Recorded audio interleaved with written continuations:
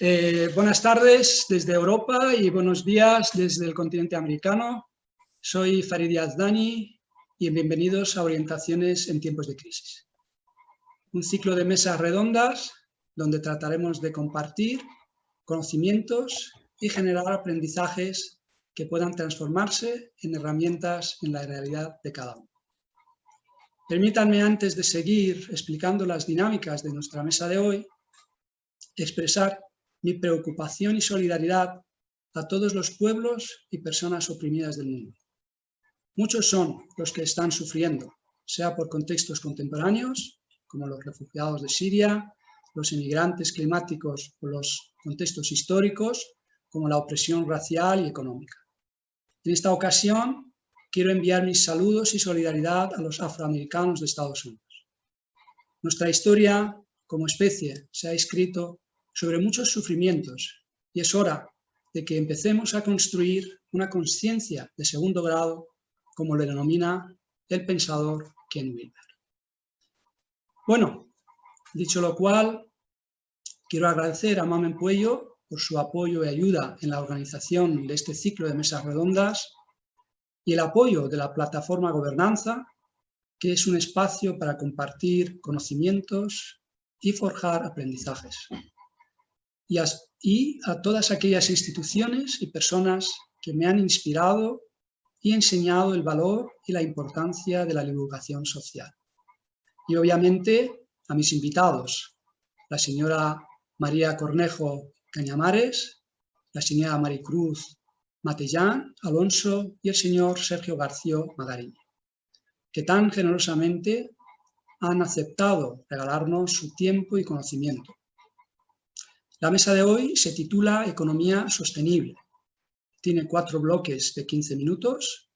Formularé una pregunta a cada uno de nuestros invitados y en el último bloque plantearé una pregunta para que lo reflexionemos entre todos.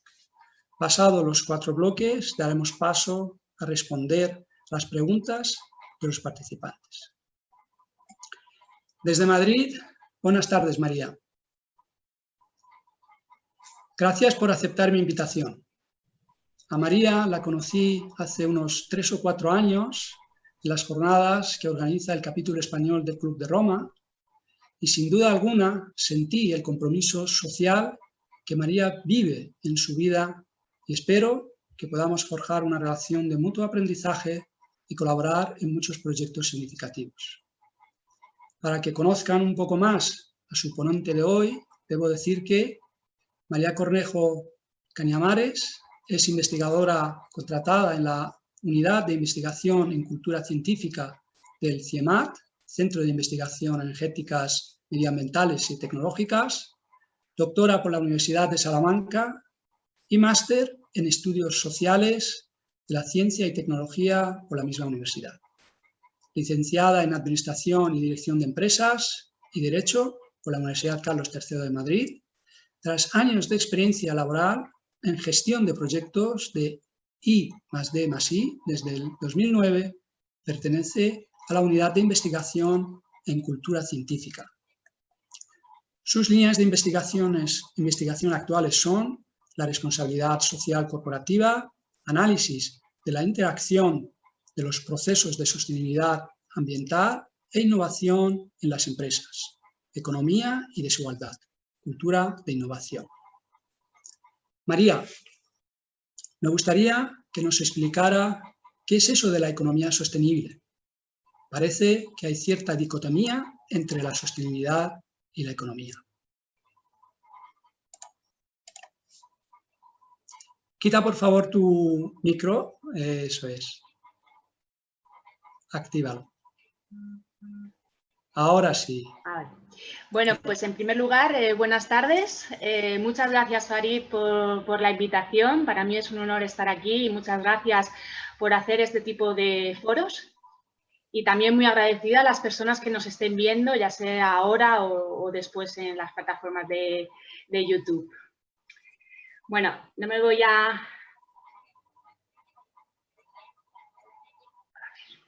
Voy a empezar un poco... Bueno, en relación, me preguntas qué es la economía sostenible.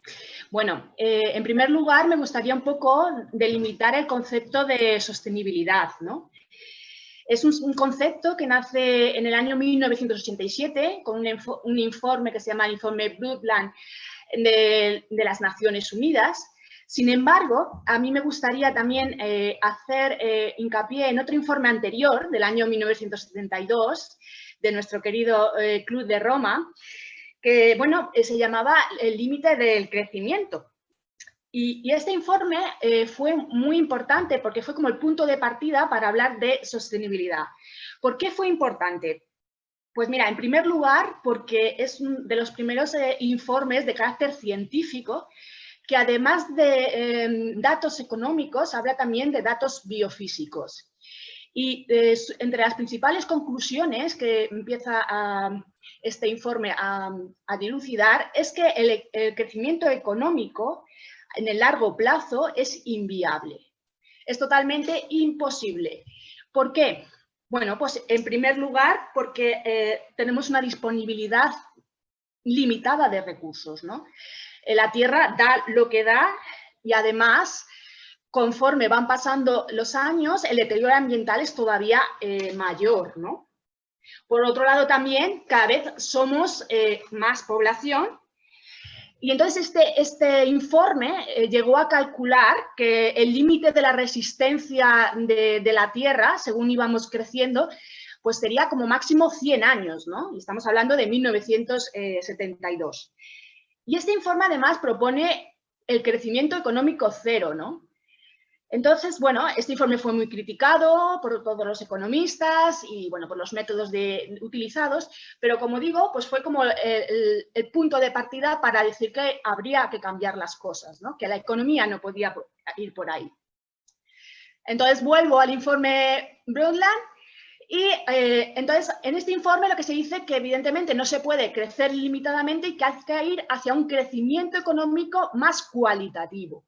¿Vale? Y entonces hablamos de desarrollo sostenible, ¿no? Si queremos que los recursos, sigamos teniendo los mismos recursos y mantener estos recursos y capacidades en las generaciones futuras, debemos tener un desarrollo, un crecimiento que garantice el equilibrio entre el crecimiento económico, el cuidado del medio ambiente y el bienestar social.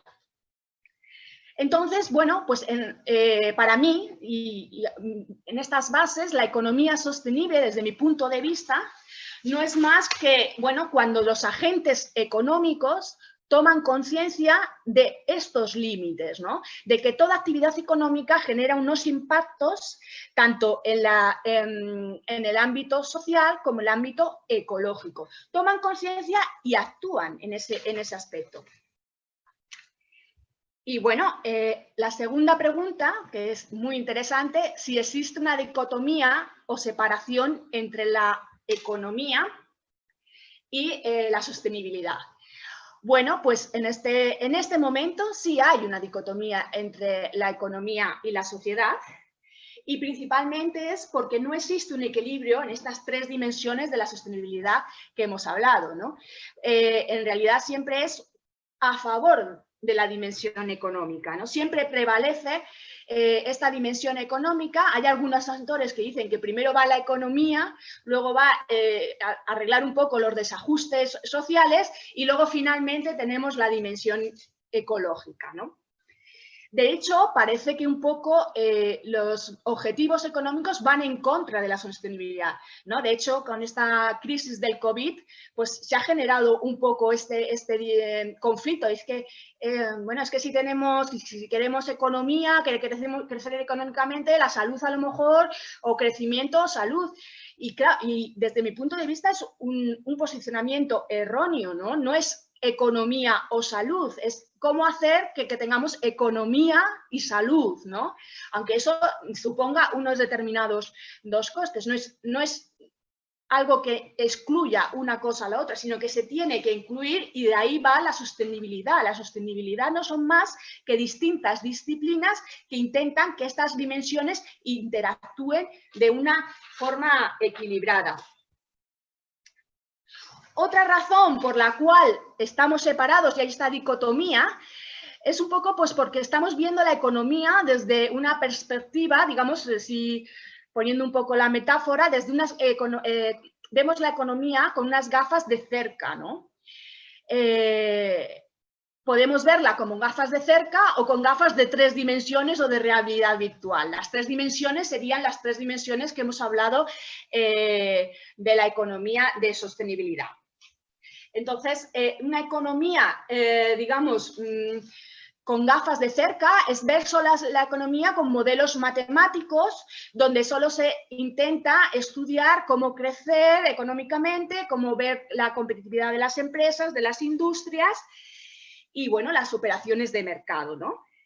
Y surgen indicadores que son como el PIB, Producto Interior Bruto, la balanza de pagos, los IPC y todo esto. Estos indicadores están muy bien, pero sirven para lo que sirven, para contabilizar ese tipo de transacciones, de producciones y de tal. El problema es cuando utilizamos estos indicadores como sinónimo de crecimiento de la economía, ¿no? O decir, bueno, es que vamos bien, el país va bien porque ha subido el IPC. Bueno, vamos a ver, no solo va el país bien por eso, habrá que ver otras dimensiones, ¿no? Entonces, por ejemplo, me voy a poner un ejemplo de lo que ha pasado en estos últimos años, antes de la crisis del 2000, de ahora de COVID, desde el principio de la última crisis del boom inmobiliario, pues a partir del 2014 parece que la economía española empezó a crecer, ¿no? Y bueno, pues la economía empezó a crecer porque el PIB va subiendo, ¿no? Y efectivamente el PIB iba subiendo a unos porcentajes incluso mayores que la media europea y de algunos países como Francia o Alemania, ¿vale? A partir del 2014. Pero ¿qué pasa? Que miramos otros indicadores como el índice Gini, que habla un poco de las desigualdades de ingresos, y el índice AROPE, que habla del porcentaje de personas con riesgo de pobreza y exclusión social, y vemos que a partir de 2014 estos indicadores no suben en esa medida. O sea, incluso empiezan a subir, empiezan a ser mejores y más favorables para la sociedad un poquito más tarde del 2014 y su trayectoria positiva es mucho menor que el PIB. Esto quiere decir que ese crecimiento económico no se traducía a nivel de ciudadano. Hay, digamos, a partir de aquí me surge, ¿no? A partir de esta pregunta me surge una segunda dicotomía o, digamos, disyuntiva, ¿no? Que es la siguiente, ¿no? Bueno, como ya hemos dicho que desde el año 70, 60, 1960 se habla mucho de sostenibilidad. Incluso pues, en todas las organizaciones, estamos ahora en la época de los objetivos de desarrollo sostenible, las empresas hablan mucho de responsabilidad social corporativa, incluso si nos preguntan a los ciudadanos, también consideramos que el medio ambiente, las desigualdades sociales son problemas muy importantes a atajar y llevamos una serie de años con estas preocupaciones, pero no estamos haciendo nada, ¿no? O lo que estamos haciendo no es suficiente, ¿vale? ¿Por qué? Porque los indicadores en ese aspecto siguen, sobre todo en ámbitos de desigualdad social y de temas ecológicos, seguimos con unos resultados bastante malos. Y de hecho, pues se están viendo hasta qué punto esta nueva crisis tiene que ver mucho con las crisis climáticas y del medio ambiente, esta crisis del COVID, ¿no? Entonces, ¿cómo pasamos de esta... me surge la pregunta, ¿cómo pasar de tener estas gafas de cerca hasta a ir a unas 3 dimensiones o cómo damos el paso, ¿no? Pasar un poco de decir, bueno, vamos a dejar de estar siempre en transición a la ecología, ¿no? ¿Cómo hacemos efectivamente esto, ¿no? Entonces, bueno... una de las opciones y que yo he optado por es tener claro una economía, una actividad económica con valores, ¿no? Y en ese sentido es ver que la sostenibilidad no es que sea una opción, es que es la única opción, ¿vale? Entonces, esto significa también, pues, quitarnos todo este tipo de creencias limitantes que tenemos, como la de que tenemos que crecer ilimitadamente. Todas las crisis que van a venir, y cuando decimos, es que el COVID es una crisis sanitaria, no, todas las crisis son sistemáticas, todas las tres dimensiones interactúan y coevolucionan de manera conjunta. Entonces, eso no podemos decir que las crisis solo se producen en un lado de la dimensión. Por otro lado, la economía se rige por leyes de mercado y leyes también de gobernanza, pero también se rige por leyes biofísicas, ¿no? La economía tiene unos límites biofísicos, ¿vale? Y toda actividad genera, incluso las energías renovables, todo genera un impacto ecológico y un impacto social. Y viceversa, hay una crisis sanitaria y se provoca una crisis económica. También, bueno, un poco lo que he hablado antes de cómo contabilizamos la economía. Hoy por hoy tenemos muchos indicadores de carácter social, como los que acabo de nombrar, Ginny, pero también hay ecológicos, ¿no? Hay la huella ecológica, la huella carbono. La economía tiene que mirarse también y evaluarse a partir de esos indicadores. Y volviendo un poco también, me gustaría también centrarme un poco en la responsabilidad individual y colectiva que tenemos todos. He hablado de agentes económicos, pero los agentes económicos son las empresas, son los gobiernos y son los ciudadanos también. Muchas veces decimos, bueno, es que esto de la sostenibilidad me viene un poco grande o yo no tengo mucho papel en esto. Es una cosa de los gobiernos, ¿no? Los gobiernos que para eso les votamos y les pagamos, ¿no? Y en realidad sí que tienen responsabilidad, pero fijémonos también un poco que los gobiernos tienen un margen de actuación bastante limitado, ¿vale? Fijémonos, por ejemplo, en el ejemplo de Nissan, ¿no? En cuanto a un gobierno, cuando se ponen medidas y restrictivas en cuanto a, por ejemplo, límites con contaminación del medio ambiente, unos mínimos sociales, hay muchas empresas transnacionales que trasvasan sus fábricas, deslocalizan y te dejan un país sin industria, ¿no? Otra cosa es que hubiera un gobierno, digamos, mundial, que pusiera unos mínimos medioambientales y sociales y entonces todo el mundo lo tuviera que cumplir, pero ahora mismo esa realidad no existe, ¿vale? Incluso la ONU, por mucho que empiece, son siempre recomendaciones, ¿no? Y volviendo un poco también a las empresas, la responsabilidad social corporativa es voluntaria. No hay unos parámetros que impidan que las empresas hagan un poco, salvo unos mínimos legales. Una vez que están ahí, lo que hagan de más es voluntario, ¿no? Entonces, otra digamos, creencia que tenemos mucho es, bueno, ya vendrá la ciencia o ya habrá una innovación tecnológica que nos solucione estos temas de estos conflictos que pueda haber, como el cambio climático, o ya vendrá la vacuna del COVID. Bueno, pues el COVID es un ejemplo de que pueden ocurrir desastres en los cuales no estamos preparados, ¿no? Y un desarrollo tecnológico, además de financiación, necesita también un tiempo para hacerse, ¿no? Entonces pueden ocurrir crisis sistémicas a las cuales el desarrollo tecnológico no la va a solucionar. Y finalmente también un poco que es la sensación de que nada es gratis, ¿no? Si nosotros estamos utilizando recursos que están limitados o recursos como, por ejemplo, el petróleo, tal, que genera impactos negativos en el medio ambiente y en la sociedad por la contaminación, hay que pagarlo. O sea, no podemos decir, yo quiero tener un medio ambiente sano y no asumir el coste interno que todos tenemos que cubrir.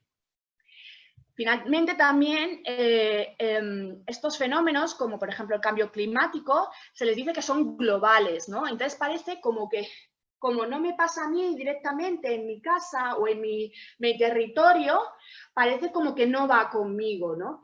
Pero hay que tener en cuenta que los fenómenos son locales, o sea, que son globales pero que afectan también localmente, en el sentido de que si, por ejemplo, hay desertificación en África, vale, a mí no me afecta, pero que esas personas se tengan que ir de su país y haya migraciones, sí que me puede afectar como país, ¿no? Y finalmente, otra, digamos, creencia que hay que quitarse es lo de generaciones futuras, que aparecía, que quedaba muy bien, ¿no?, en la definición del desarrollo sostenible, pero que en estos momentos, desde mi punto de vista, ya no son generaciones futuras. Es preguntarnos a nosotros, como ciudadanos, como consumidores, como miembros de una empresa, es que, ¿cómo quiero yo vivir? ¿Qué espero yo vivir, ¿no? Y eso ya mis hijos, ¿no? Ya antes hablaba de nietos, ya hemos bajado. Entonces, bueno, son una serie de cuestiones que se pueden plantear sobre qué es una economía sostenible. Me voy a ir a la primera diapositiva, en la cual, fijaros también en lo que es la iconografía de todo, ¿no?, de la sostenibilidad. Esta, digamos, si tú pones desarrollo sostenible en Google, esta es, digamos, la imagen que todo el mundo conocemos de que es sostenibilidad, ¿no? Y si nos damos cuenta, es, digamos, que es como el triangulito del centro donde las tres dimensiones se juntan, ¿no? Es como un poquito ahí la sostenibilidad, ¿no? Pero entonces yo creo que hay que cambiar el paradigma y irnos a un sistema así, ¿no? No es que las dimensiones están aislados y son neutras unas con las otras, cada una independiente, y cuando deciden se juntan, ¿no? Cuando deciden los gobernantes o las empresas hacemos sostenibilidad. Es que la sostenibilidad en cada decisión que tomamos está presente, queramos o no, porque lo que afecta a un sistema afecta indirectamente a los otros, directa o indirectamente, se interrelacionan, ¿no? Entonces, bueno, finalmente he puesto aquí, digamos, cómo sería, si antes he puesto indicadores más de sostenibilidad social, ahora hablo un poco más de cómo sería ver a una economía desde un punto de vista más ecológico, ¿no? Sería ver todo el sistema ecológico, pero tener en cuenta la energía y los materiales, contabilizarlos, todo lo que extraemos y todo lo que los residuos que se generan para esto. Luego también tendremos que avisar, tendremos que ver qué maneras, a través de innovación, de economía circular, qué podemos hacer de reciclaje y qué podemos esto. Pero cuidado que no siempre es 100% reciclable. Y bueno, pues en principio esta es lo que yo quería aportar y bueno, pues estoy disponible para cualquier consulta y pregunta. Muchas gracias.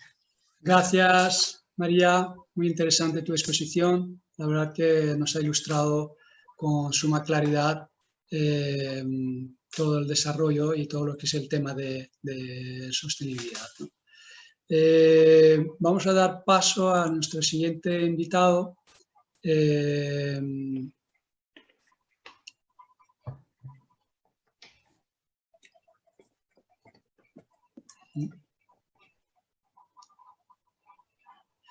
Bueno, desde Madrid, buenas tardes, Maricruz.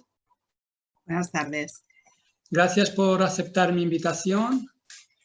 A Maricruz la conocí hace unos 3 o 4 años presentándole un proyecto de talleres reflexivos para los alumnos de su instituto, Miguel de Cervantes, lo cual fue todo un éxito pedagógico mutuo. Enseguida pudimos conectar por compartir valores e inquietudes sobre el sentido de la vida, como dirían los logoterapeutas. Y para que conozcan un poco más a su ponente de hoy, debo decir que Maricruz Matellán es licenciada en Ciencias Económicas y Empresariales, en la especialidad de Economía Pública por la Universidad Autónoma de Madrid. Posteriormente ocupó diversos puestos como técnica en la Dirección General de la Mujer y en la empresa de confección textil, llevando el departamento financiero. Fue en 2001 cuando empezó a trabajar como profesora de Economía de enseñanza secundaria en un instituto de Móstoles, Madrid, y allí encontró su vocación como docente y se siente afortunada de trabajar con jóvenes. Maricruz, me gustaría que nos explicaras el concepto de la sostenibilidad y sus estructuras sociales. Aparentemente parecen tan obvios, pero en la práctica no lo son. Gracias.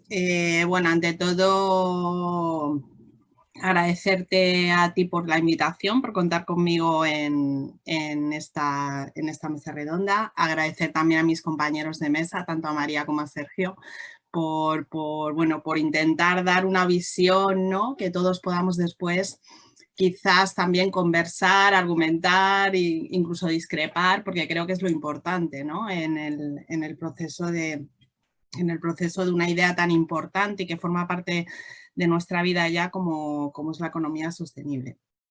¿Vale? A ver, voy a intentar entrar en la presentación en un momento y empezar ya. Vale.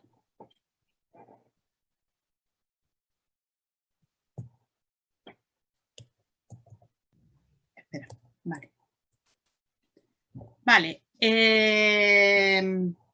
Bueno, yo cuando me planteo el tema de intentar valorar e intentar reflejar las estructuras sociales, ¿no? En la economía sostenible, y quiero dar las gracias a María porque la introducción que ella ha hecho del concepto general de sostenibilidad yo creo que complementa un poco la visión mía, sobre todo, me planteo el primer dilema o la primera dicotomía, y es si consideramos la economía sostenible un objetivo o un instrumento. En mi opinión, la economía sostenible es un instrumento y como tal nos lleva a establecer una acción, una responsabilidad diaria y cotidiana en relación al mismo. Me gustaría compartir con vosotros esta reflexión, en realidad es mía, no de un gran, pero yo creo que la mayoría de las personas que hemos estudiado la economía y la vivimos así, creo que estamos de acuerdo en ella. La economía está al servicio del ser humano, no el ser humano al servicio de la economía. Y eso es fundamental. Me parece importante, sobre todo en la imagen general que ha dado al final María de los sistemas, porque en el centro de ese sistema estamos cada individuo. Cada ser humano está ahí.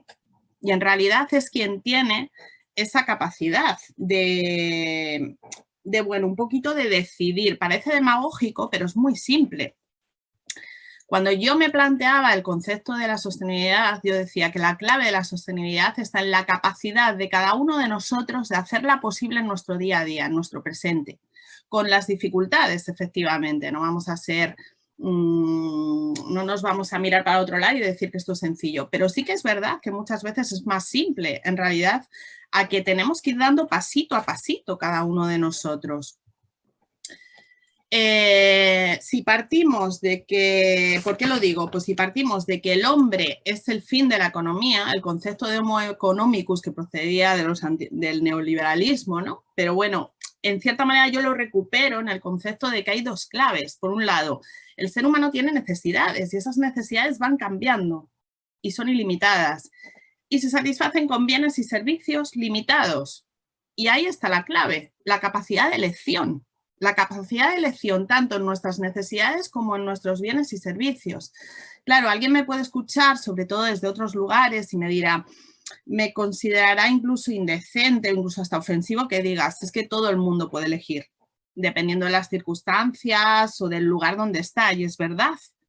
Pero la mayoría de la gente que estamos aquí hoy en día procedemos de países desarrollados, de países los denominados ricos desde el punto de vista de los indicadores económicos, ¿no? Y quizás somos los que tenemos mayor capacidad de elección real y más fuerte. Y sin embargo somos los que menos nos lo creemos, somos los que más nos hemos puesto como una especie de tela adelante y decir, no, nosotros no podemos decidir nada, tiene que venir alguien a decidir por nosotros. Pues no es cierto. Cada uno de nosotros tenemos que tomar decisiones, ¿vale? Me gustaría, en relación ya enfocarlo al aspecto de la estructura social, que también yo lo he enfocado desde el punto de vista de los agentes económicos, porque sé que Sergio también le va a dar la otra visión desde el punto de vista de social, más fundamental. Parto de la estructura social más básica, que es la familia. Y lo uno a lo mío, porque aquí incluyo la educación. Aprendemos lo que vemos. ¿Y eso qué significa? Nos estamos metiendo, en mi opinión, en una cultura de inmediatez. Estamos metidos, es decir, usar y tirar, usar y tirar. ¿Qué pasa? Pues que le estamos dando una comunicación a la economía, a la producción de produce, ¿no? Y fomenta el sistema lineal. Entonces, luego voy a meter una especie de matiz aquí. Claro, después todo lo que producimos después lo tiramos en nuestros correspondientes depósitos de reciclado con nuestras correspondientes etiquetas, pero no vemos hacia atrás, no vemos a la decisión anterior, ¿vale? Entonces, aquí aparece el concepto de consumo responsable. ¿Qué quiere decir esto? Bueno, voy a hacer el matiz un poco, aunque sea ligero, acerca de los objetivos de desarrollo sostenible, ¿vale? Uno un poquito con el enlace de María, en el sentido de que los objetivos de desarrollo sostenible, efectivamente, todos sabemos que en el 2015 la ONU genera una agenda sobre el desarrollo sostenible con una meta del 2030.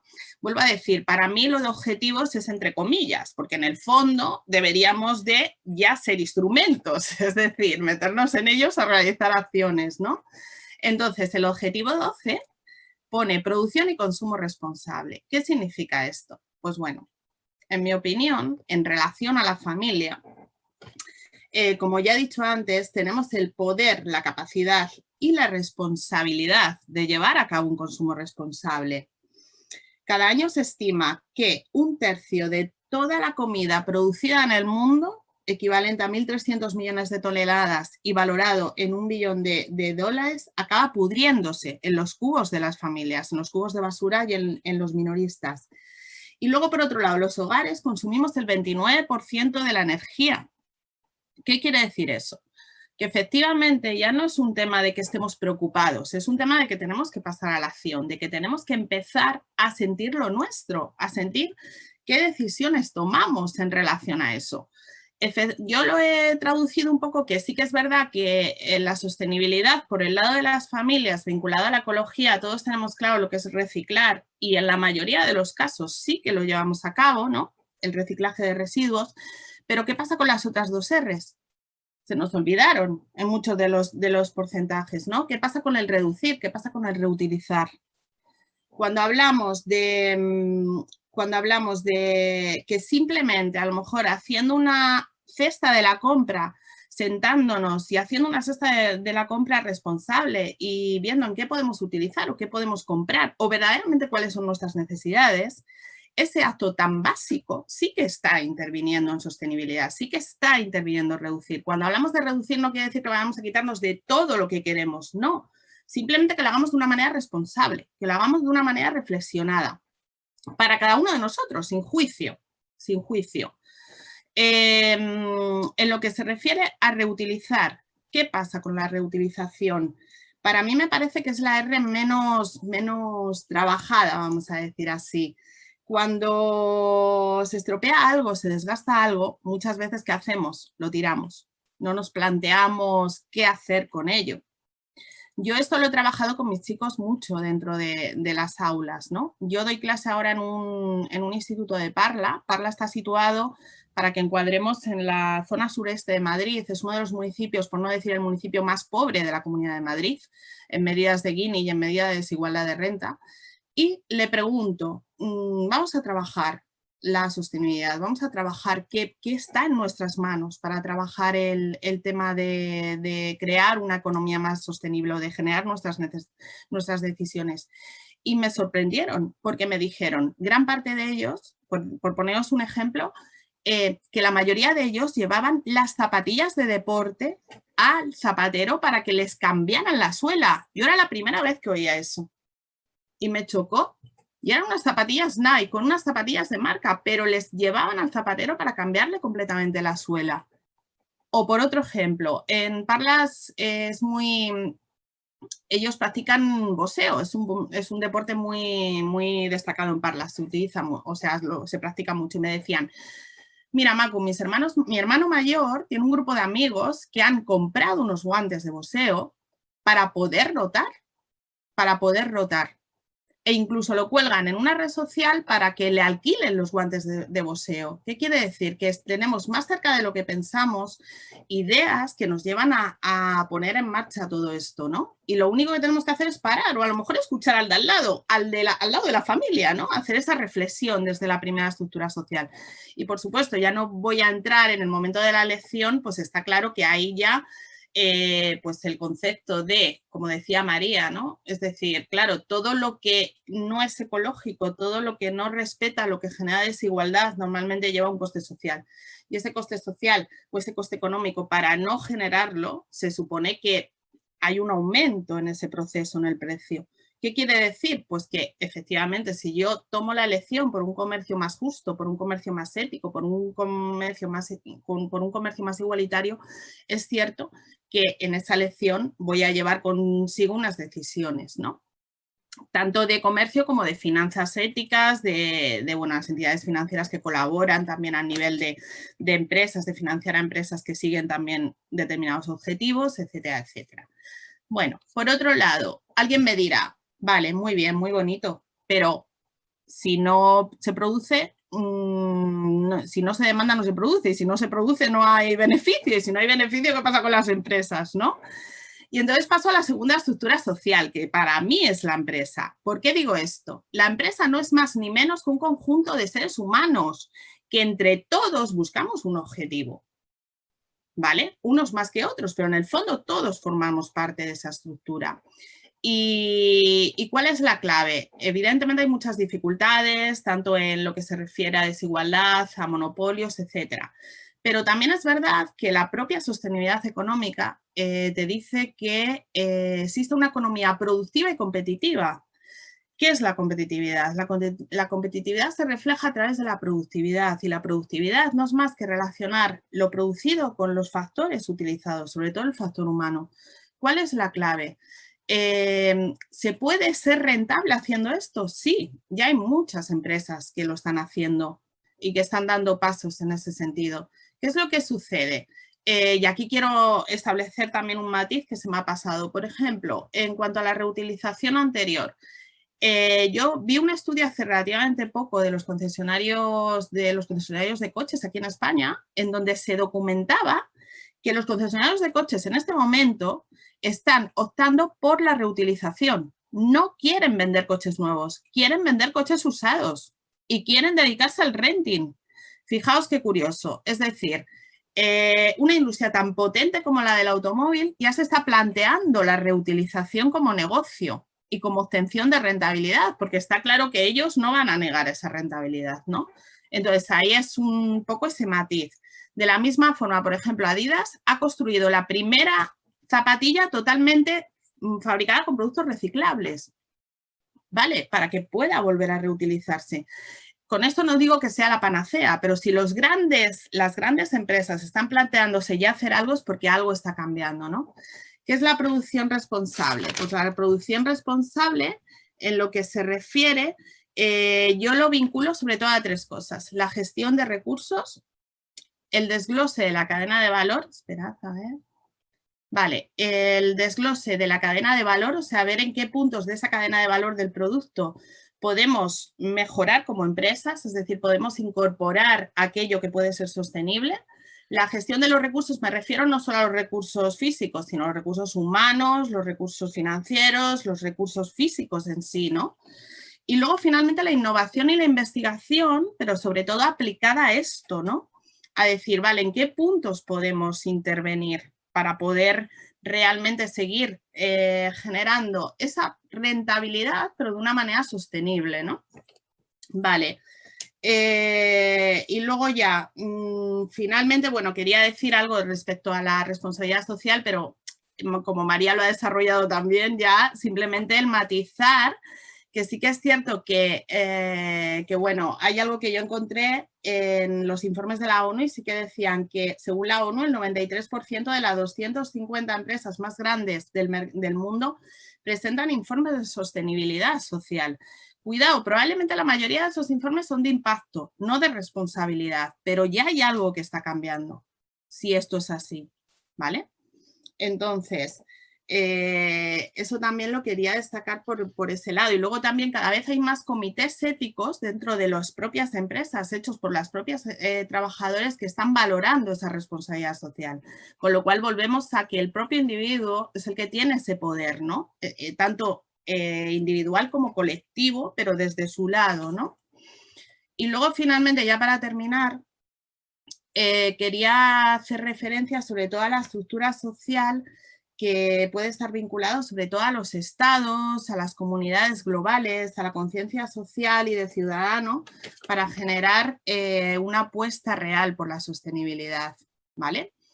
Frente a las grandes ciudades que aparentemente fomentan cada vez más la individualidad y el anonimato, surgen determinados conceptos que, bueno, pues como pueden ser el de ciudad y comunidades sostenibles, que lo que hacen, de acuerdo a también la definición de la ONU, es lograr que los asentamientos humanos sean más inclusivos, seguros, resilientes y sostenibles.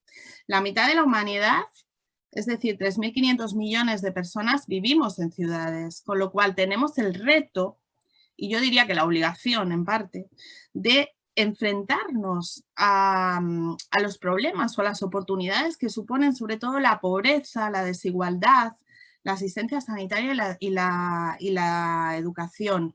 A mí, yo una vez escuché una opinión que me pareció impactante, y es que hubo una persona que me dijo: lo contrario a la pobreza es la justicia social, no la igualdad. Y fue algo que me impactó porque realmente estoy completamente de acuerdo con ello. Y la justicia social la hacemos entre todos, no la hacen solo los gobiernos, como decía María, donde a veces es complicado establecer o enfrentarse a las grandes, a las grandes instituciones, a las grandes corporaciones, pero cada uno de nosotros formamos parte de nuestras comunidades. Entonces, frente a la comunidad global, cada vez hay más comunidades con objetivos comunes que ya no están ligados tan solo al territorio físico, sino más a un territorio más global, pero que están tomando posiciones y están tomando papeles, pues como los huertos humanos, las asociaciones de vecinos, los movimientos por el clima, los movimientos por los derechos humanos, los movimientos por ir contra esa injusticia a un nivel más micro, más de lo que nos rodea. Y yo creo que ahí, y ya termino con esto, es una oportunidad la crisis que hemos vivido, porque nos ha dado muestra, la crisis del COVID, de la capacidad y la fuerza que tenemos como ciudadanos, de la capacidad y la fuerza que tenemos como seres sociales, donde simplemente mucha gente ha demostrado que haciendo cosas en su bloque de vecinos, con su familia, con el que tiene al lado, en las escuelas, en donde sea, sí que se han estado logrando objetivos sociales importantes. Entonces, tenemos capacidad para dar soluciones. Efectivamente, no es la panacea, pero sí que está empezando a haber un movimiento que yo creo y espero que sea imparable. Es decir, que al final, poco a poco, vaya logrando y vaya dirigiéndose hacia esos indicadores cualitativos y de micro, que son los que realmente al final llegan a las personas, sin descartar lo macro, pero desde luego lo micro. Y me gustaría terminar con un trocito de un vídeo que me encantó. Es un vídeo vinculado a la economía circular, pero enfocarlo como si, en vez de economía circular, que también pusiéramos sostenibilidad, o economía sostenible, ¿vale? Voy a ver si me deja entrar, si me deja ponerlo. Y a ver si lo escucháis. Cuando la sonda Voyager llegó al límite del sistema solar, apuntó hacia atrás su cámara, buscando la Tierra, y nos envió la foto. Nos costó, pero nos encontramos. Ese puntito somos nosotros. Millones de personas flotando en el vacío. A veces fantaseamos con que venga alguien de otro rincón del universo a darnos un toque de atención. Os vais a cargar ese lugar tan hermoso. Pero aún no ha venido nadie. Para salvar el planeta, solo nos tenemos a nosotros mismos. Por una vez parece que ecologistas, consumidores, empresas y estados tenemos una herramienta para entendernos en este tema, la economía circular.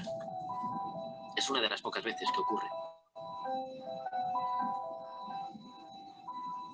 ¿Desaprovecharemos la oportunidad?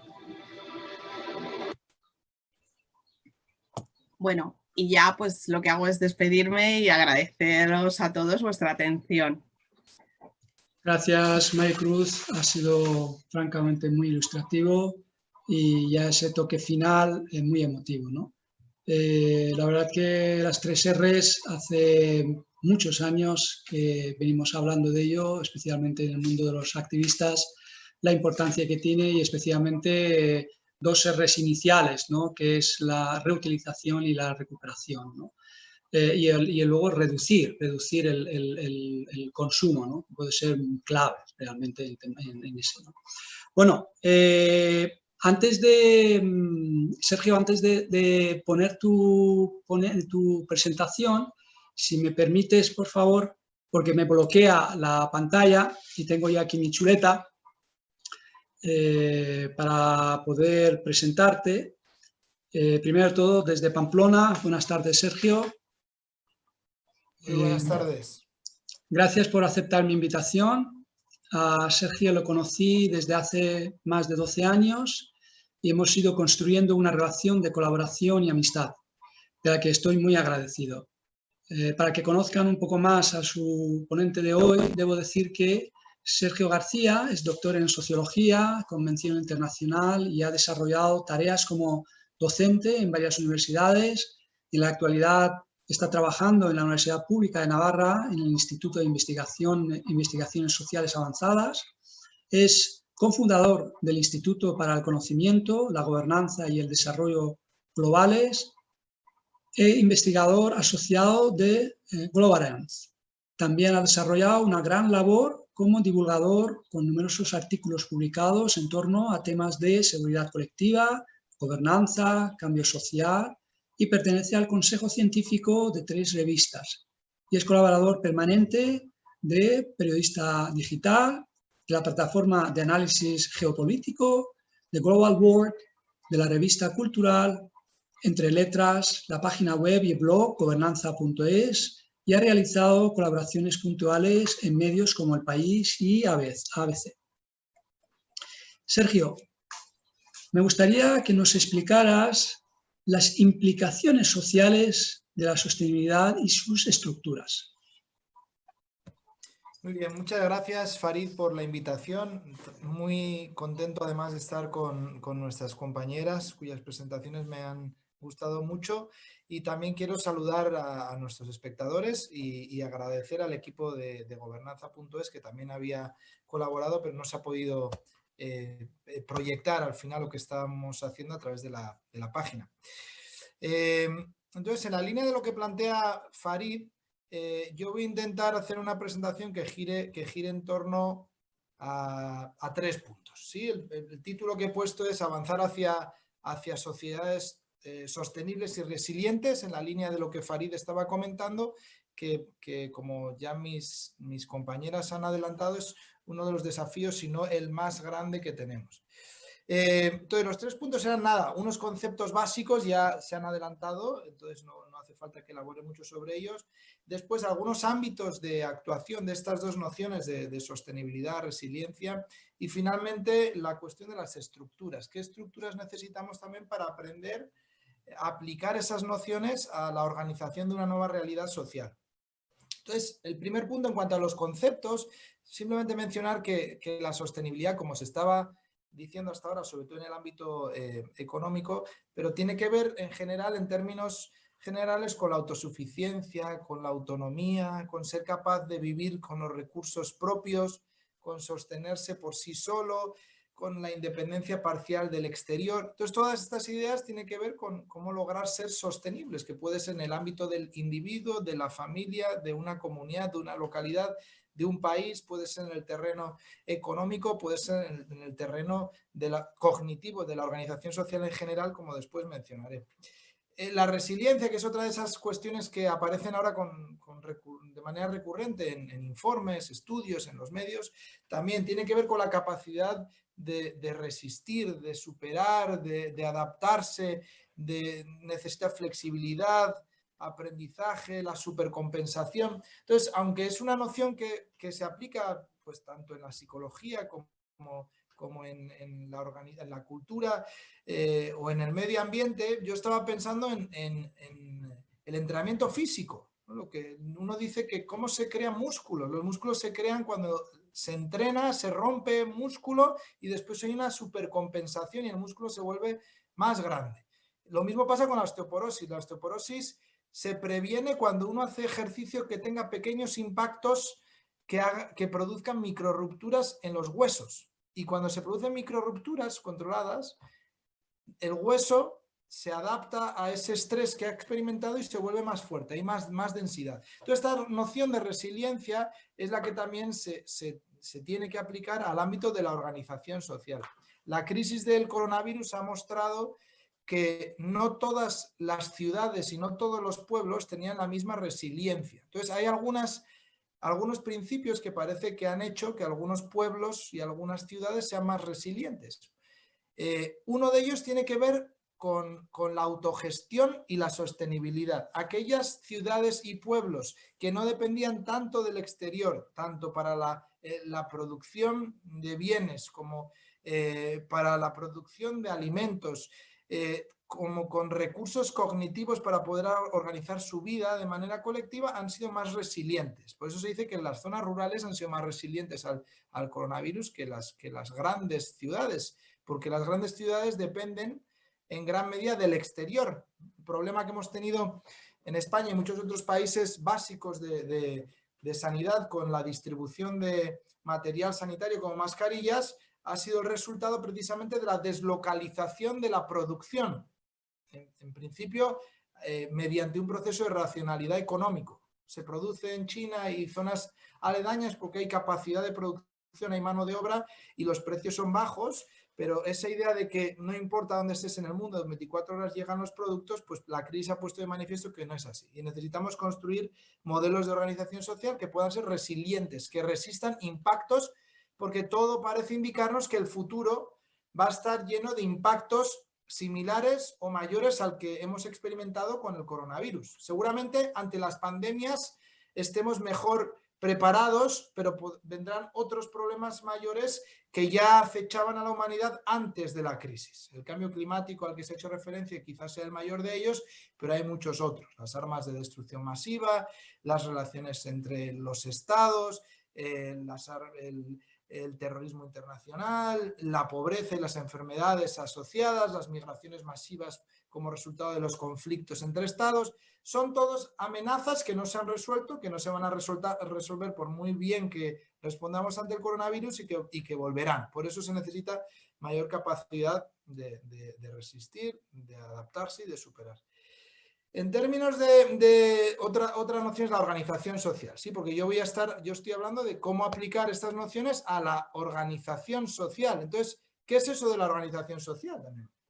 Entonces, podríamos decir que aunque la sociedad, cuando uno piensa cuál es el componente básico, la primera idea que te viene a la cabeza son las personas, pero una de las cosas básicas de la antropología y la sociología es que el componente básico de la sociedad, aunque parece contraintuitivo, quizá no sean las personas, quizá sean las relaciones. Siempre, desde que somos seres humanos, desde que aparecen los Homo sapiens, hay sociedades primitivas, pero siempre hay sociedades. ¿Qué quiere decir eso? Que los seres humanos nos relacionamos y no existe la posibilidad de haber seres humanos sin relaciones.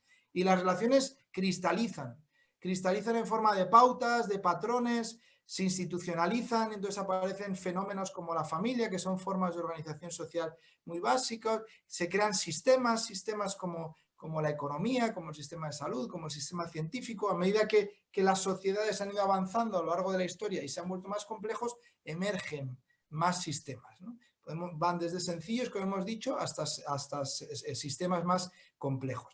Entonces, una clave para la supervivencia y la evolución es que nos organicemos mejor. Entonces, la crisis actual ha puesto de relieve la necesidad de organizarnos mejor, que es algo que se conocía en el pasado para todos aquellos que analizan los problemas que tenemos actualmente, los que he mencionado y muchos otros pues menos visibles, como la polarización excesiva en algunas sociedades que pone en riesgo la misma cohesión social, que es fundamental para la organización social, la cohesión social, mantenernos unidos en un nivel básico, ¿no? Para tener convivencia. Entonces necesitamos organizarnos un poquito mejor.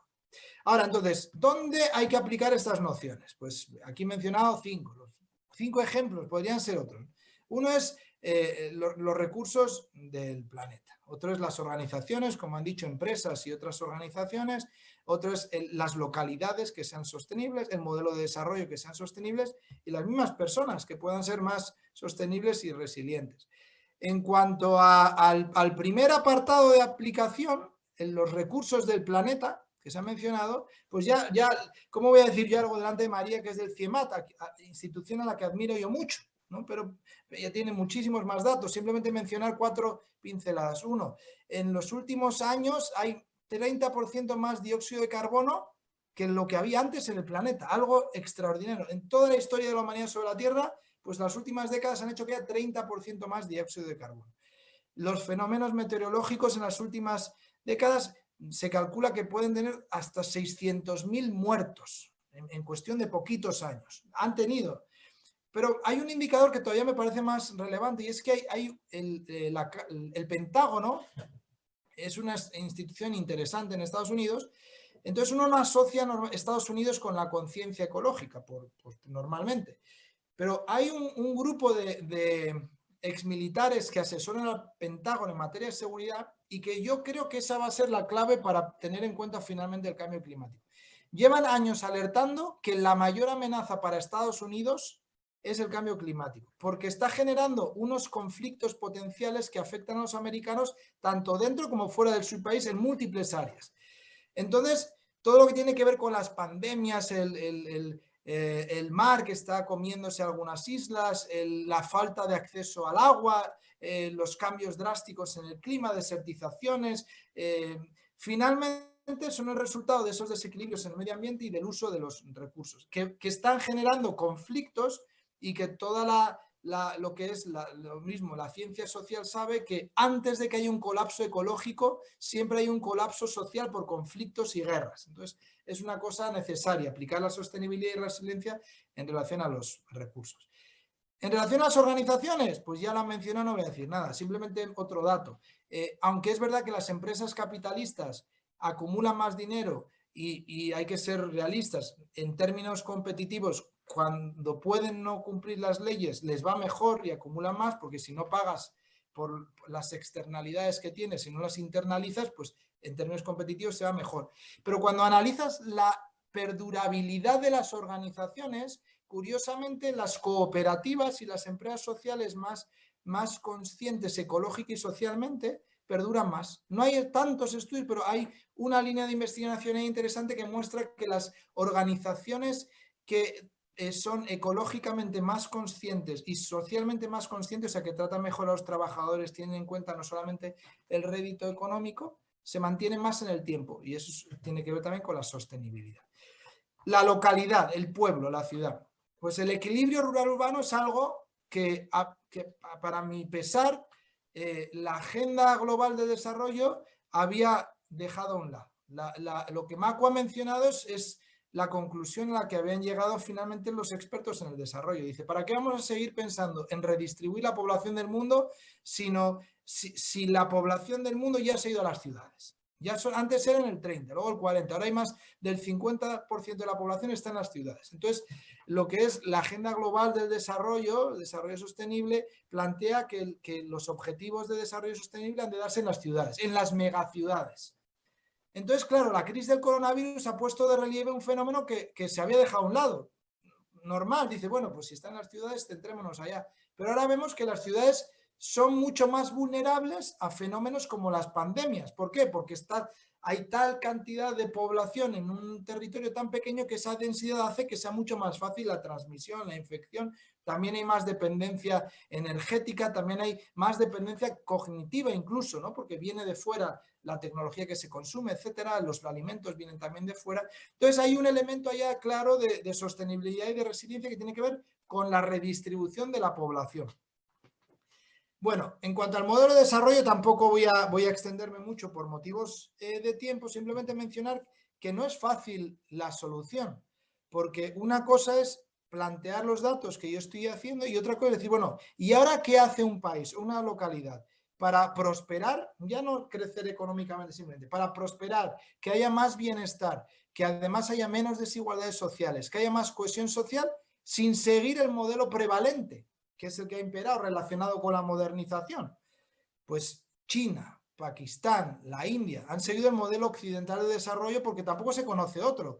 ¿Qué es? Industrialización, migraciones de las poblaciones de las zonas rurales a las zonas urbanas, extensión de un sistema educativo que fomenta la capacitación técnica para la introducción de esa mano de obra cualificada en las empresas, transferencia tecnológica, inversión de capital para que pueda haber nuevas empresas, nuevas fábricas, empoderamiento empresarial, pero ese modelo es el que está precisamente colapsando el medio ambiente. Es el modelo que está generando fragilidad en términos de sostenibilidad también cognitiva, porque hay dependencia de otras cuestiones externas. Pero no hay una alternativa clara, a pesar de que pues, se habla, ¿no? Ahora mismo con la crisis. Dice, bueno, el Club de Roma ha lanzado este informe para invertir en la economía circular. Pues sí, en términos macroeconómicos es una respuesta pues, muy buena, viable, pero eso no resuelve el problema del modelo de desarrollo social económico local, que tiene que ver no solo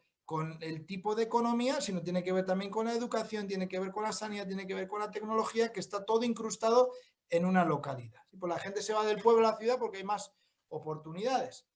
Y bueno, entonces el último punto sería la persona también, que podemos decir, como Macu estaba mencionando, que pues la persona también tiene responsabilidad en sus pautas de consumo, que sean sostenibles, su forma de pensar, las cualidades que tengan, su actitud hacia el dolor y la fuerza que tenga. Una de las cuestiones que han surgido con las sociedades modernas consumistas es que nos hemos vuelto muy frágiles, débiles, el sufrimiento nos da miedo.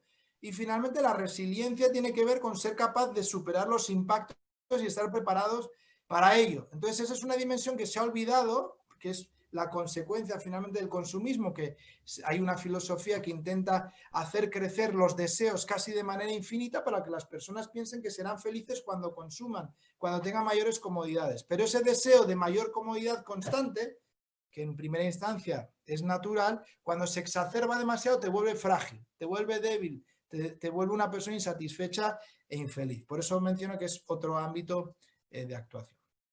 Y bueno, por último, para terminar, está la cuestión de las estructuras para poder aprender sobre estas dinámicas en el ámbito local, ¿sí? La cuestión no es solamente ver cuáles son los problemas, cuáles pueden ser diferentes principios, enfoques o métodos, sino también, oye, ¿cómo aprendemos a traducir todo eso? Que yo en mi localidad quiero que tengamos un modelo sostenible, resiliente.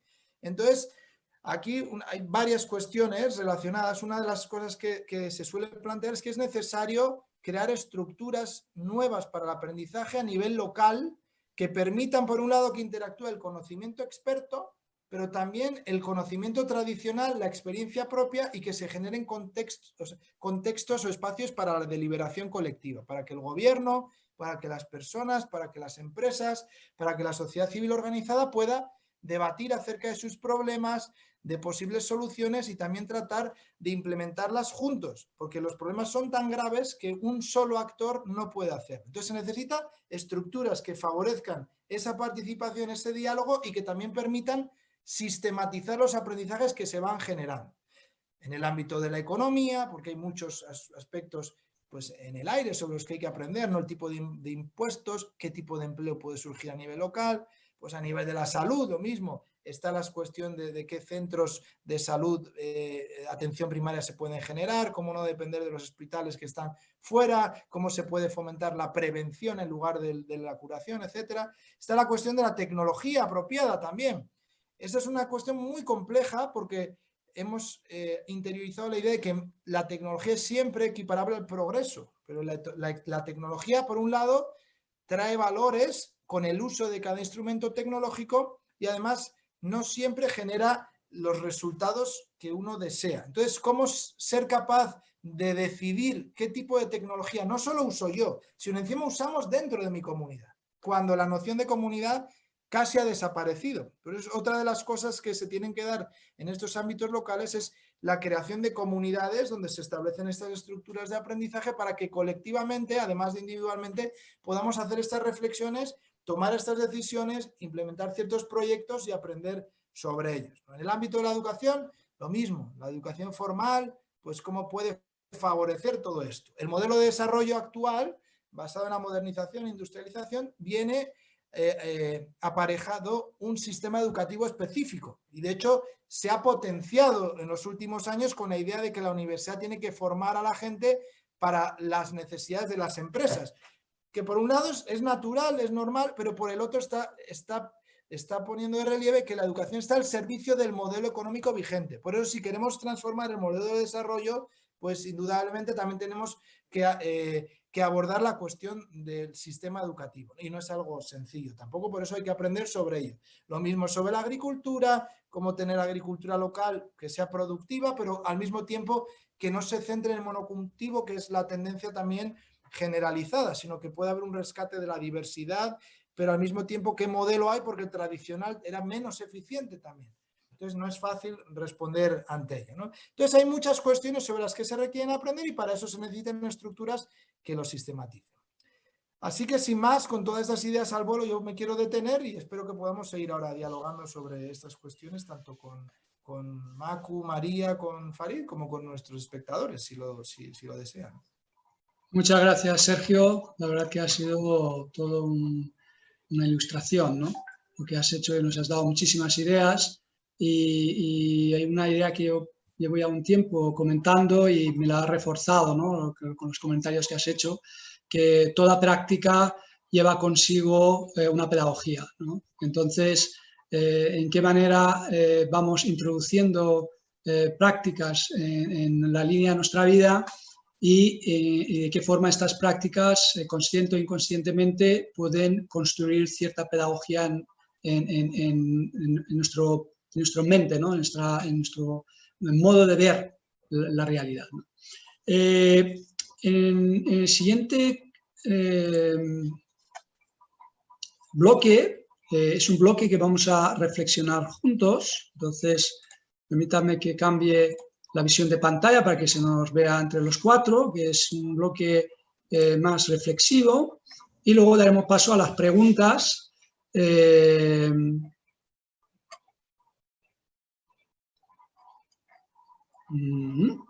Bueno, pues nada, curioso, bueno, permítanme.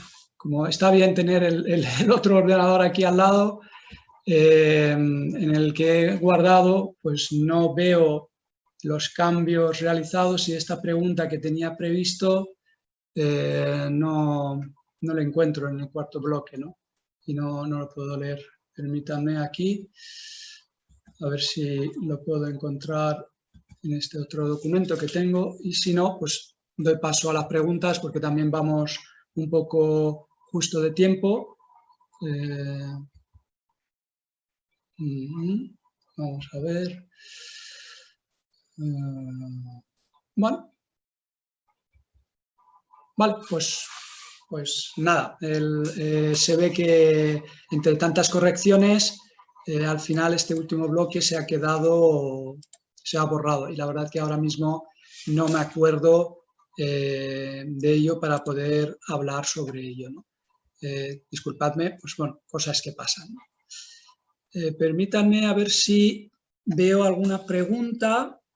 Bueno, hasta que entren preguntas de espectadores, yo tengo aquí preparado algunas preguntas para la mesa. La primera pregunta la tengo para María y es, siendo nuestro actual modelo económico excesivamente competitivo, ¿en qué medida influye eso en la sostenibilidad?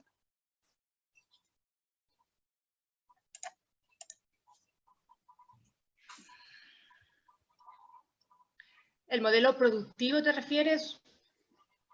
Bueno, todo el modelo económico y el modelo productivo está también dentro del modelo económico, ¿no? Es decir, tenemos ahí un rasgo competitivo que creo, o al menos según mi punto de vista, incide muchísimo en que la sostenibilidad tenga mayores dificultades en desarrollarse, ¿no? Yo veo rasgos de modelos cooperativos que tienen muchísima más facilidad en desarrollar los elementos sostenibles que los modelos competitivos, porque en los modelos competitivos entramos en lo que acaba de decir Sergio, las cuestiones del precio, por lo tanto, como tengo que competir, puedo externalizar todas aquellas cuestiones que debería no externalizar en el precio, pero lo externalizo, entonces entro en una dinámica al menos mi modo de entender y ver, dificulta más el tema de la sostenibilidad. Bueno. A ver, un poco también en relación a lo que he dicho en la presentación, depende con las gafas con que mires la competitividad, ¿vale? Los mercados, cuando tú ofreces un producto, al final, independientemente que sea un producto ecológico más favorable o más... Al final tienes que competir con otros, ¿no? La gente, los productos ecológicos compiten entre sí, ¿no? También son mercados y compiten entre sí. Otra cosa es el valor que la empresa dé o cómo fabrique ese producto, pero la competitividad es buena en el sentido de que pues, hace que los productos sean mejores, ¿no? Y los productos pueden competir por calidad, por precio y tal. Luego está muy importante lo que hemos dicho, la decisión del consumidor de qué tipo de producto quiere comprar. Pero entonces, la competitividad en sí no es mala, claro, pero depende del producto que ofrezcas, ¿no? Dentro de un mercado ecológico también existe competitividad. Dentro de las ONGs también, o sea, también hay competitividad porque se lleven un proyecto u otro, ¿no? Que no se lo lleve esta, que me la llevo yo, ¿no?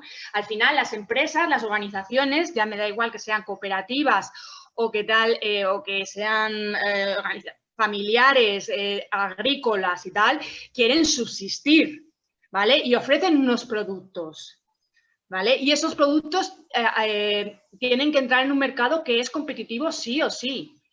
¿Vale? Entonces, ahí ya, bueno, pues a lo mejor unas empresas tienen unos valores y hacen un tipo de productos y otras empresas hacen otro punto de productos. Pero la competitividad, si hay varios productos, tiene que existir. Es que incluso pues, es un poco competitividad o monopolio, ¿no? También dices, bueno, es que si solo una empresa es la que genera electricidad, pues entonces como esa empresa no quiera darlo, pues estamos vendidos también, ¿no? La competitividad no es mala, es, digamos, cuáles son los valores que tiene esa empresa a la hora de hacer su producto, cuáles son los clientes que quieren esos productos, hasta qué punto ese cliente está dispuesto a pagar más porque ese producto tenga una serie de valores agregados, de decir, pues que se ha hecho con cultivo ecológico o todo eso. Entonces, hay muchos factores que añaden o no valor dentro de la competitividad, pero la competitividad, en principio, en teoría, no tendría por qué ser mala. Al contrario, genera que las empresas mejoren en sus procesos y sus productos. Entonces, la competitividad puede que las empresas compitan por ser más ecológicas. Lo que pasa es que todavía esa decisión no ha sido. O sea, esto sería mejor decir, bueno, yo voy a competir por ser la empresa energética más sostenible del mercado que existe ahora. Pues esa competitividad ahora mismo no existe. ¿Querías comentar algo, Sergio? Si se puede, sí, es un tema, Sí. es un tema de esos fascinantes. Sí. O sea, yo entiendo que la competición ha sido un elemento importante hasta hoy. ¿Por qué digo eso? Porque la competición, la idea de que la competición trae la excelencia y genera la mejor sociedad posible, entiendo que con Adam Smith y algunas condiciones que se daban en sociedades pre-globalización eran válidas. Adam Smith en particular planteaba que tenía que haber dos marcos regulatorios para que el interés personal generara el mejor tipo de sociedad. El primero era un marco moral, el que hiciese que muchas personas, su interés personal fuera ayudar a otros y no solo ganar algo para ellos. Y el segundo marco era pues, un gobierno fuerte que regulase, que evitase los monopolios, etc. Y la sociedad no estaba tan globalizada, interconectada y los problemas no eran tan complejos.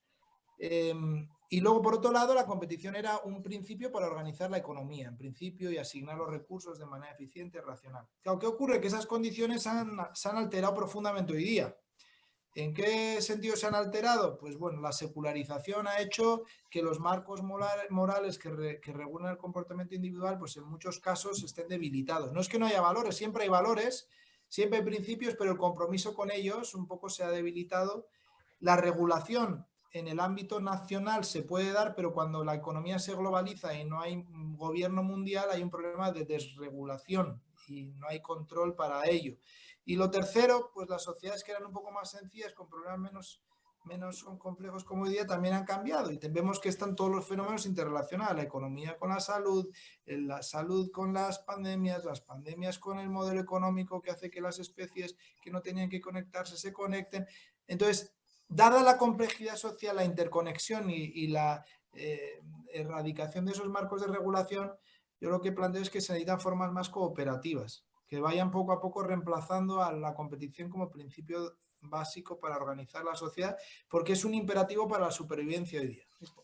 Entonces, bueno, es como también una dimensión que creo que viene bien introducir, porque cuando ve las dinámicas de las sociedades más modernas que han llevado a la competición, pues con ese cambio de condiciones, pues está generando también tanta polarización que pone en riesgo la misma cohesión social. A mí me preocupa mucho lo que pasa en España, en Estados Unidos, y yo trabajo temas ahora de radicalización violenta, sobre todo, pero últimamente estoy cambiando la mirada también hacia qué hace que las sociedades caigan, ¿no? Que ha habido ejemplos históricos en los últimos 200 años y se están dando fenómenos parecidos, precisamente porque no se está teniendo muy en cuenta el problema que tiene llevar la competición a tal extremo en la vida política, sobre todo, y en el ámbito de las empresas, pues también, ¿no? Pero hoy día en la vida política, que hace que se esté fracturando la sociedad a unos niveles que ponen en riesgo la misma democracia, ¿no?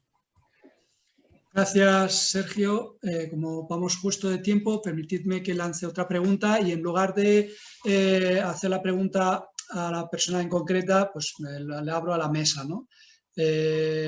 ¿Cómo se puede lograr una prosperidad sostenible? Aunque es verdad que en todas las intervenciones que habéis tenido la habéis ido comentando, la habéis ido pues, introduciendo en esta idea, ¿no? La prosperidad y la sostenibilidad, pero bueno, podría ser interesante pues, hacer una pincelada, ¿no? Es decir, estos dos conceptos, ¿no? Porque parece que hoy en día con la idea de prosperidad no va de la mano de la sostenibilidad. La sostenibilidad es como una idea de cierta, bueno, de algún modo privarse. La verdad que de algún modo sí que hay que privarse de muchos deseos y muchas cuestiones, ¿no? Pero bueno, lo planteo así, pues para ver si hay alguna posibilidad de cómo lograr prosperidad sostenible. A ver, a mí me gustaría contestar en relación a esa pregunta, sobre todo porque el concepto de prosperidad, yo creo que la sostenibilidad no lleva consigo la renuncia a los deseos de cada individuo. Es decir, yo creo que los individuos pueden mantener, o sea, yo creo que la clave no es el catastrofismo de vamos a quitarnos de todo y vamos a reducir todo al mínimo, volver a la época del siglo XVII, ¿no?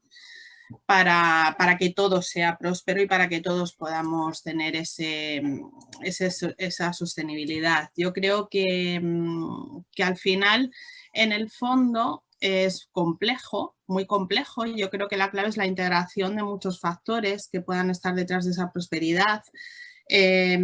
Intentando buscar los propios deseos de cada persona, ¿no? Pero teniendo como referencia también la colectividad, ¿no? Viendo la colectividad conjuntamente contigo y buscando lo que realmente pueda estar, entre comillas, en respeto del otro. Y sobre todo hay una cosa que me ha gustado mucho de lo que ha dicho Sergio, el tema de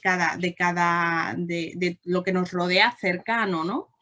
De cada localidad, de buscar esos puntos de conversación y de unión y de poder entre todos llegar a fijar aquello que se pueda llegar a considerar una prosperidad, ¿no? En cada sitio, buscar ese aprendizaje, ¿no? Entre personas, entre individuos, para ver realmente cuáles son los deseos de todos y cómo podemos encajar todo dentro de algo más concreto, de una comunidad más pequeñita, pero bueno, a su vez pues también sistematizando esos aprendizajes, ¿no? Pero sobre todo yo creo que es una integración de muchos factores y sí que es cierto que tiene una mayor complejidad.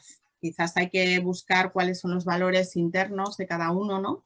Y valorar en realidad, buscar también un sistema de valores más bien común o desde lo pequeño a lo grande, ¿no? Quizás y con eso no quiere decir que no haya valores en este momento, que yo creo que hay valores que siguen estando ahí, A mí, por ejemplo, en la educación me llama la atención que hay dos valores importantísimos, que son la amistad y el sentido de grupo o el sentido de pertenencia. Y esos siguen siendo los mismos que cuando yo tenía 17 años, siguen estando ahí. O sea que yo, por ejemplo, en ese aspecto no estoy de acuerdo con que los jóvenes no tienen valores, eso es completamente falso. Y es más, te muestran mucho esos valores. Lo que pasa es que no queremos verlos, pero realmente queremos avanzar o no les dejamos avanzar, ¿no? Pues a lo mejor ese es el ejemplo, ¿no? Vamos a ponernos en contacto todos, buscar esos medios de poder compartir y decir, venga, a ver, vamos a reconocer al otro y nos vamos a reconocer a nosotros mismos, ¿no? Llegar a ese acuerdo, a ese aprendizaje para buscar lo que es próspero. Gracias, Macu. Otra pregunta, porque al hilo de todo lo que estoy oyendo en las exposiciones que habéis hecho, a mí me surge una idea, ¿no? Es decir, hay una pregunta que quiero plantear a la mesa, es para que podamos aspirar a esa sostenibilidad, yo veo necesario un ser humano con un grado de trascendencia más desarrollada.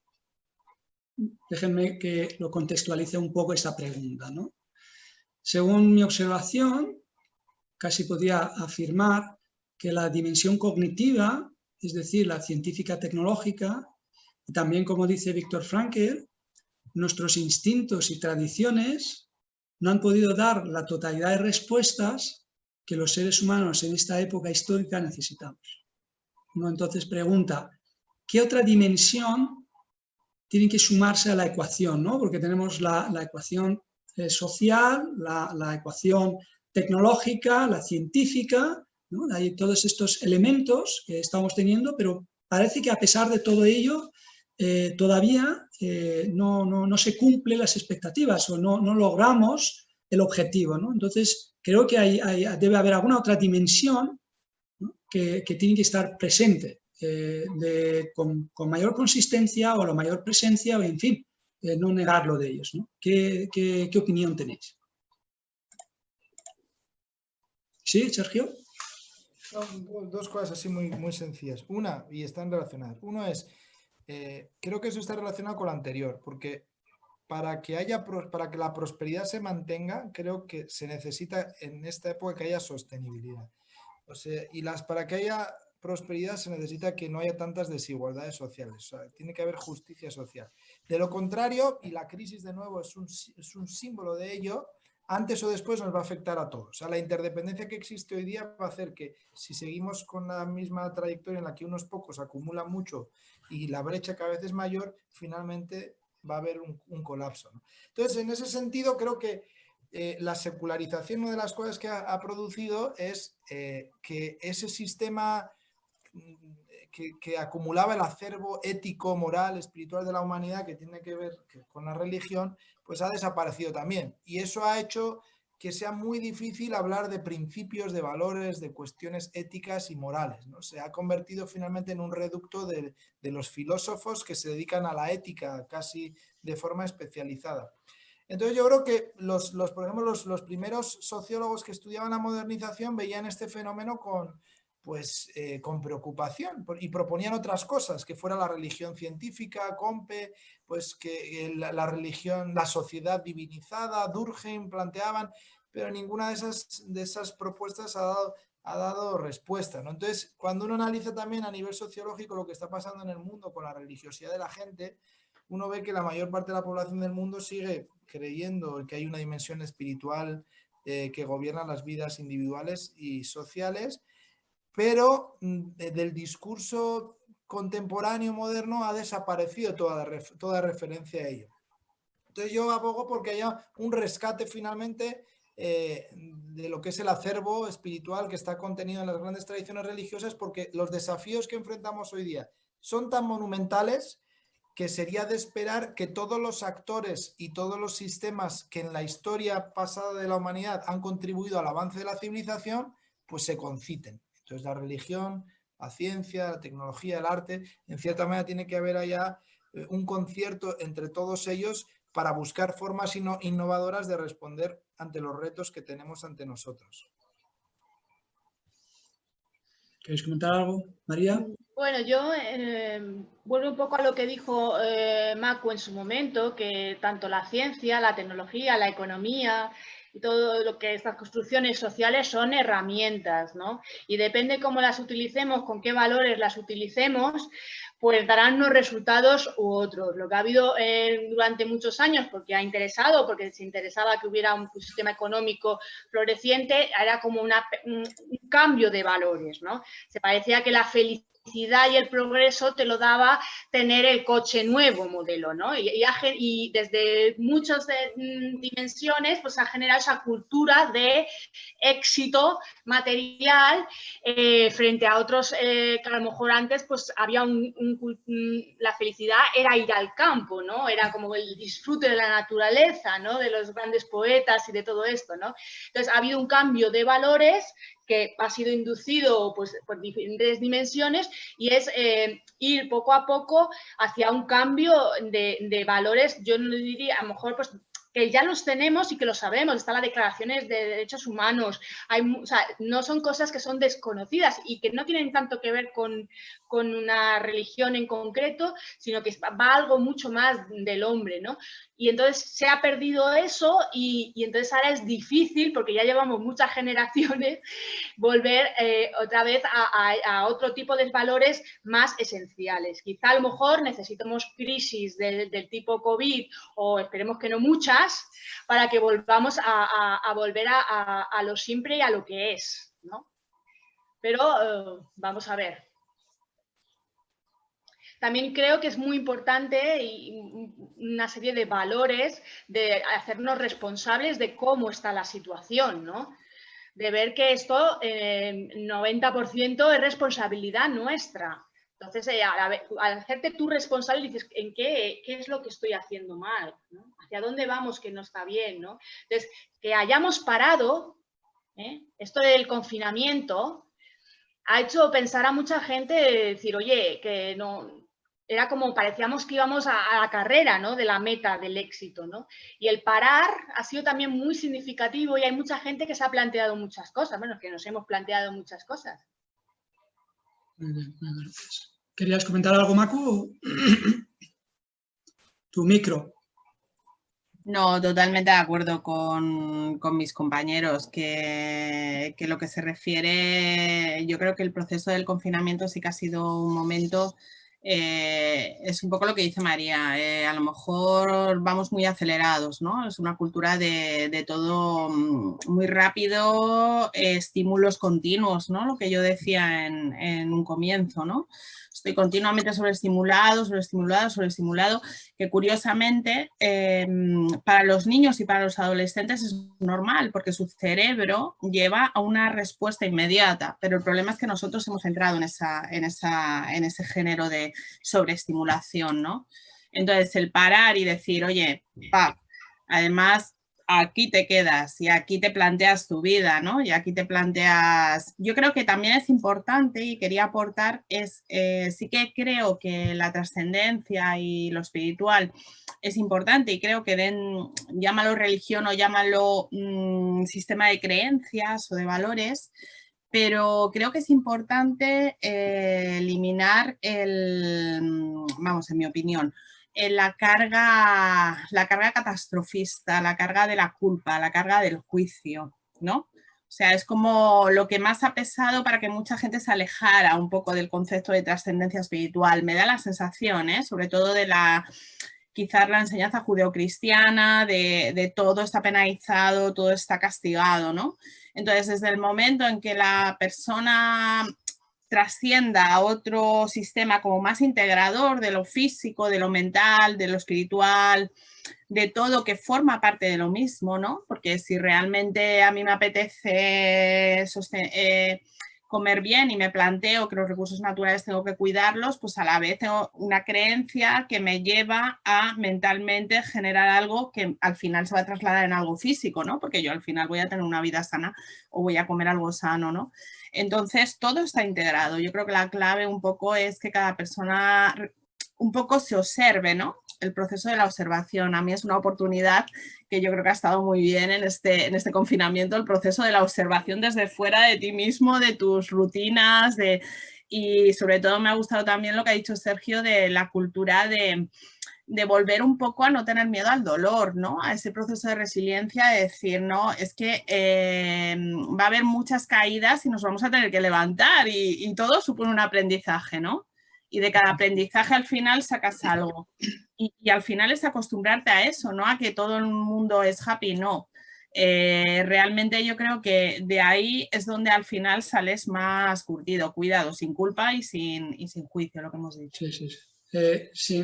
Antes de darle paso a Sergio, permíteme que comente una cosa.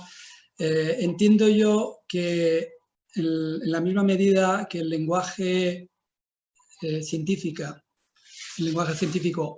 se ha desarrollado y ha madurado a la hora de exponer las ideas, ¿no? A lo largo de los siglos, es decir, de qué manera expresamos la realidad. Esto no ha ocurrido en el lenguaje místico, en el lenguaje religioso, mejor dicho, ¿no? Entonces, en quedar en una descripción de los hechos de hace 3.000, 4.000, 2.000 años, es decir, desde el pasado, y no evolucionar en ese lenguaje descriptivo, pues hace de que hoy muchas personas cuestionen esa forma descriptiva, esa forma de explicar la realidad como algo irreal, ¿no? O algo, quizás un lenguaje un tanto infantil, ¿no? Yo creo que hay que contextualizar ese tema y entender mejor que ha faltado un proceso social y un proceso de modernización del lenguaje. Pero obviamente esa modernización del lenguaje no puede ocurrir de la forma que ha ocurrido en nuestras sociedades, ¿no? Adelante, Sergio. No, como estamos llegando al final, que ya son las 8, sí. No quiero tampoco alargarme, así que me pliego a tu coordinación. Sí, por favor, adelante. No, simplemente era un comentario sobre lo que está diciendo Macu, abundar un poco más, que ha sido algo muy positivo para la humanidad el proceso de secularización, porque la religión había servido durante gran parte de la historia, pero especialmente en Europa, después de la Edad Media, durante la Edad Media estaba siendo un lastre para el pensamiento independiente. Entonces, gracias a la secularización, la ciencia moderna ha podido emerger, ha podido triunfar. Ahora, el sistema social que tenemos actualmente también es el resultado del sistema científico que surgió durante la Ilustración, entonces también gran parte del problema viene de ese sistema de conocimiento. Por eso este es un momento de reconsiderar las bases de nuestra civilización y de nuestro mismo sistema de conocimiento, y en ese sentido quizá viene bien ver qué aspectos sí tenía de positivo a la religión que también han desaparecido, porque ha sido bueno, pero también nos hemos dejado por el camino algunas cosas. Entonces, pensando en los desafíos de resiliencia y sostenibilidad que hemos estado abordando en esta tertulia, pues hay por lo menos 4 funciones sociales que históricamente tenían las religiones que quizá ahora no existen. Entonces, una es el compromiso con los valores. No es que existan valores, sino que te comprometas con ello, incluso des la vida por ello. O sea, digamos, ese grado de compromiso tan fuerte difícilmente se da desde perspectivas seculares, que también hay gente que se compromete mucho, pero es un poquito más difícil. La otra función social que tenía es el generar un sentido de identidad más amplio. Entonces, hoy día los fenómenos son globales, mundiales, pero es muy difícil generar un sentido de ciudadanía mundial sin tener esa dimensión religiosa que históricamente sí que ha permitido que grupos humanos conformen una identidad colectiva común que trascienda familia, que trascienda grupos étnicos, que entonces en esta época que trascienda naciones. Es verdad que los mismos derechos humanos, pues sí, pueden ser precisamente el marco moral ético mínimo, pero generar una justificación tan fuerte como ha dado la religión es lo que quizá falta, ¿no? Otra tercera función social, y esta es la penúltima que menciono, es el crear utopías alternativas que sean coherentes. No solamente ver los problemas fragmentados que tenemos y tratar de responder a cada uno de ellos, sino tener una visión alternativa de la sociedad en la que se está viviendo y generar un sentido de misión para trabajar con esa visión. Eso también ha sido un rol que las religiones han ejercido en el pasado y que hoy día también pues, puede ser necesario, ¿no? Y quizá, pues, por último, también podríamos decir que las religiones, lo que está diciendo Macu, ¿no? han sido capaces de abordar cuestiones que dan sentido a la existencia y que hace que uno se comprometa con cosas con mucha mayor profundidad y que sea capaz, pues eso, de resistir, pues de hablar de la muerte sin problemas, sin que sea un tabú, de las crisis, de la existencia, de los problemas, eliminando toda esa carga que decía Macu. Por eso es que si la religión va a tener un papel que jugar, tiene que ser una religión racional, que esté en armonía básica con la ciencia, para quitar los aspectos negativos y dejar aquellos aspectos positivos. Bueno, como hemos... tema da para mucho. Pues sí, sin duda. Es muy apasionante y había que abordar muchos temas porque si no, fragmentarlos, disculpad, da pie a posibles malos entendidos, ¿no? No se puede fragmentar las ideas y entonces hay que construir un hilo histórico para ir comprendiendo y entendiendo pues, el papel que ha jugado la religión y en qué momento ese papel se transformó en otros papeles y qué es lo que ocurrió, que creo que la Ilustración y a partir de la Edad Media la Ilustración claramente desde el punto de vista histórico es un gran ejemplo de ello, ¿no? Qué es lo que ocurrió, cómo se reaccionó, qué elementos se generaron con esa reacción y a partir de ahí qué hemos conseguido y qué hemos perdido, ¿no? Como contrapartida de lo que hemos conseguido, ¿no? Esto dará para otra mesa, para otro debate, para ir analizando pues, qué modelos sociales necesitamos construir en el futuro y qué elementos tienen que estar presentes en esa construcción. Bueno, quiero dar las gracias a los tres por estar hoy aquí con todos, a nuestros espectadores también, pedirles disculpas, estamos fuera de hora de no poder responder a alguna de las preguntas que están apareciendo allí, pero bueno, es así, estamos limitados y anunciarles nuestra próxima mesa que será para el sábado 11 de julio, que es la mesa de economía o salud. Justo María lo estaba mencionando, ¿no? que realmente no debería o debería existir esa dicotomía o economía o salud, sino es economía y salud, pero bueno, vamos a ahondar el tema, vamos a explorar con ponentes de primera línea para saber por un lado sobre nuestro sistema de salud, sus fortalezas y sus retos, otros elementos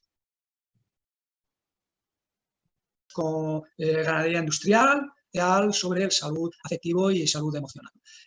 Una vez más, gracias a todos y os emplazo hasta la próxima mesa que tendremos el sábado 11 de julio a la misma hora, a las 6:30 de la tarde. Gracias y buenas tardes. Gracias a ti.